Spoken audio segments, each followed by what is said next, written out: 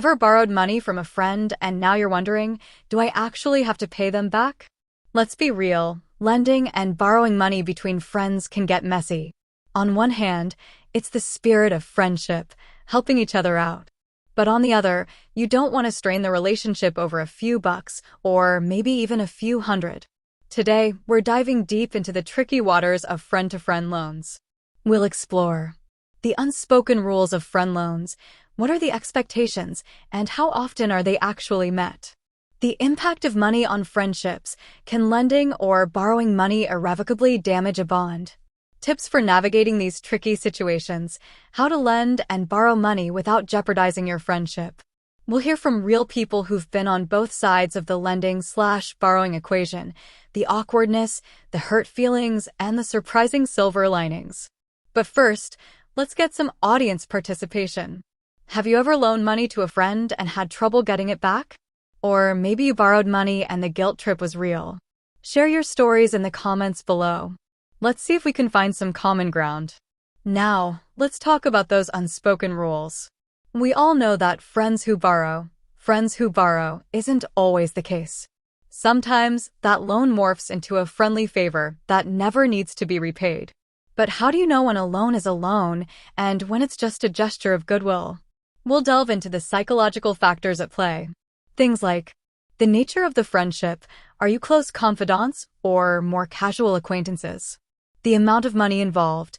Is it a small coffee or a significant down payment? The circumstances of the loan. Was it a true emergency or a spur-of-the-moment request? We'll also explore how cultural norms can influence these expectations. In some cultures, lending money is a serious matter, while in others, it's seen as a normal part of friendship. Let's be honest, money can put a serious strain on any relationship. The fear of being taken advantage of, the resentment that can fester if the money isn't repaid, these are real issues. But it's not all doom and gloom. Lending and borrowing money can actually strengthen a friendship if handled correctly.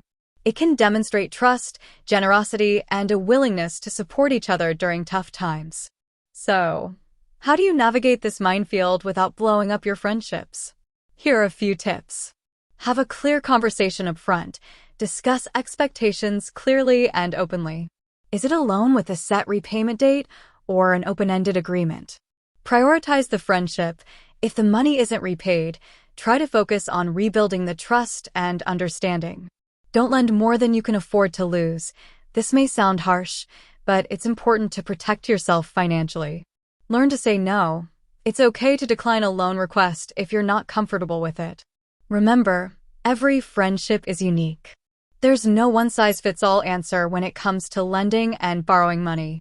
The most important thing is open communication and mutual respect. So, do you have to pay Albert back? Ultimately, that's a decision you and Albert need to make together.